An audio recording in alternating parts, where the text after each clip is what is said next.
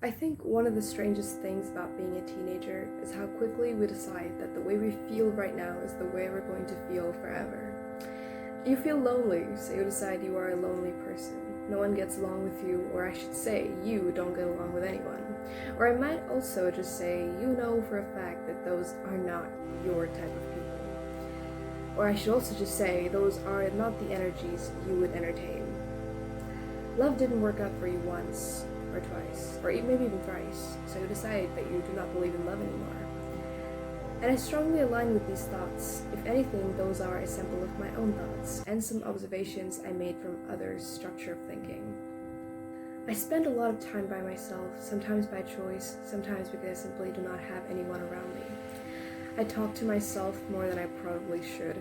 I spend an absurd amount of time inside my room. And there are days when it really gets to me. I start wondering, where are my people? Why haven't I met them yet? How is everyone else finding their person while I am still somehow missing mine?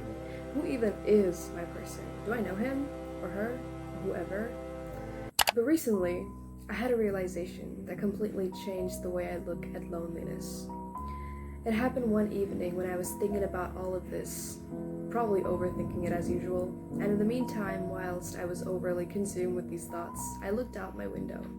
An airplane flew across the sky, and for some reason, that was enough for me to have a realization that would change the lens through which I saw loneliness as a teenager, or loneliness in general, as I realized a lot of people are way lonelier than they seem.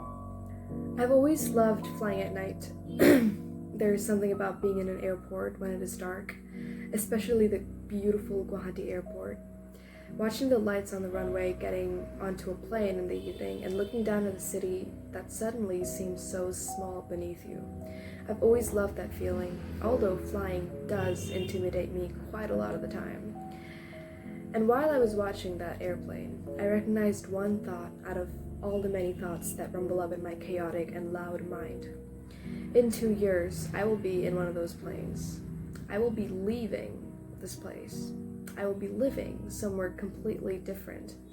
I will walk through streets I had never seen before. I might sit on a rooftop somewhere, looking at a city skyline from a height I've never experienced. I might stand beside a river at 2 in the morning, surrounded by lights and strangers. I might walk through Paris at night. I might end up in a cafe with someone I have not even met yet, having one of those conversations that gives you enlightenment and makes you finally feel like those are the kind of people you've always wanted to be around, the ones whom you oddly resonate with. And then it hit me. I have not met everyone yet. Actually, I have barely met anyone in the first place. And suddenly, my loneliness felt less like a conclusion and more like a chapter. Because think about it. Most teenagers have spent the majority of their lives in a very small world. School, home, maybe a few extracurricular activities, the same streets, the same classmates, the same routines, and somehow we expect this tiny fraction of our lives to contain every person we will ever love, every friendship we will ever make, and every experience we will ever have. How does that make any sense at all? I remember when I was younger, I used to sit with one of the bigger, more popular group of girls. There were at least 8 of us. I'm an extremely observant person. I notice things, even the tiniest changes in someone's expression led by their subconscious. The difference between a genuine laugh and the one that is being performed. And the more I observe that group, the quieter I become. Every compliment seemed to have something hidden beneath it, something not very complimentary. Some of the jokes were not even funny. People would complain about each other and then sit together 5 minutes later as if nothing had ever happened. And I remember thinking, if you don't even like each other, why are you all here? I had theories, obviously. Maybe the more people in the photos, the more popular you come off as when you post it. Maybe being a part of a large group made everyone feel popular. The feeling of being seen and paid attention to is one of the most first feelings a young teenager of 13 to 14-year-olds sees. I never really knew though. Those were just some stupid theories I constructed in my own mind. I eventually pulled away from that group without any drama. For a while I was mostly by myself, and then one girl started talking to me. She had 2 friends. I became her third. And somehow that small friendship gave me some of the most genuine laughter and memorable moments of that period of my life. There was no performance, no competition, no pretending to like someone you clearly couldn't stand. When I eventually told her I was changing schools, she broke down crying. I didn't cry, but I felt it ache in the deepest core of my heart. I thought I was simply just providing information to her. But she broke down. And for the first time in a very long time, I felt very important and loved. It has been years now. We see each other maybe once or twice a year. Nothing has changed. That friendship taught me what I actually want from people. I don't want the biggest friend group. I don't want to know everyone. I don't want to spend my life trying to be liked by people who would only like me if I became someone else. People with no originality or authenticity. And one thing about me is that I am very authentic and original. I simply haven't met enough people yet. In fact, at all. Neither have you.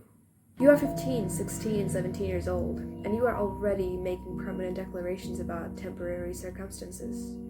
I don't believe in love anymore. You barely met anyone. The world goes far beyond just the city you grew up in. You haven't met the people who will make you feel completely comfortable being strange, loud, weird, quiet, ambitious, emotional, ridiculous, serious, or all of those things in the same day. You haven't met them. That's the point, and there is something strangely beautiful about that. There's a thrill in knowing that so much of your life is still completely unknown to you. There are cities you've never seen, airports you've never walked through, languages you've never heard spoken around you, songs you've never discovered, friends you've never met. There are nights you have not lived yet. There are conversations you have not had yet. There are versions of you you have not become yet. Isn't that so thrilling? How could I possibly look at all of that and decide that my life is lonely forever? I can't. So yes, I am lonely, but this is just a phase, hopefully. It is also highly important to know that you have yourself. That is something I used to underestimate. I know it's very cliche to say something like that, have yourself. But really, don't underestimate being yourself. You don't need to spend every afternoon surrounded by people to prove that you have a life or to prove that you are valuable. You don't need to force yourself into friendships and make yourself feel smaller. You don't need to become someone else just because being alone temporarily makes you uncomfortable. You can use this time. You can study, you can create, you can travel. You can build a life you keep imagining. You can become the person you want to be. Maybe that is what growing up actually is. Not finding everyone immediately, not having everything figured out at 17, but understanding that your current surroundings are not the boundaries of your entire existence. So if you're sitting alone right now, like I am, please remember this. Don't let the absence of something right now convince you that you will never have it. Your world is still very, very small. It's a chapter. It's a promise. There's so much left. And isn't that absolutely thrilling?